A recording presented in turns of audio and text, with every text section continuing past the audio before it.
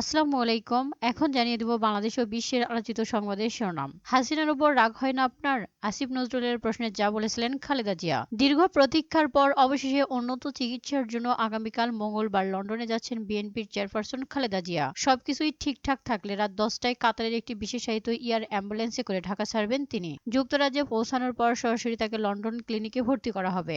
সেখানে কিছুদিন চিকিৎসার পর যুক্তরাষ্ট্রের মেরিল্যান্ডে জন হপকিন্স বিশ্ববিদ্যালয় হসপিটালে তার চিকিৎসা নেওয়ার কথা রয়েছে। খালেদা জিয়ার লন্ডনের উদ্দেশ্যে দেশ ছাড়ার একদিন আগে তার সুস্থতার জন্য দোয়া করে সামাজিক যোগাযোগ মাধ্যমে একটি পোস্ট দিয়েছেন অন্তর্বর্তী সরকারের আইন বিষয়ক উপদেষ্টা অধ্যাপক ডক্টর আসিফ নজরুল। সেখানে তিনি খালেদা জিয়া যেন সুস্থ হয়ে দেশে ফিরে বাংলাদেশের গণতন্ত্র আর অগ্রগতি বিনির্মাণে ভূমিকা রাখতে পারেন সেই প্রত্যাশাও ব্যক্ত করেছেন এই উপদেষ্টা। পোস্টে আসিফ নজরুল লিখেছেন, চিকিৎসার জন্য নভেম্বরে বেগম খালেদা জিয়ার বিদেশে যাওয়ার সম্ভাবনা ছিল।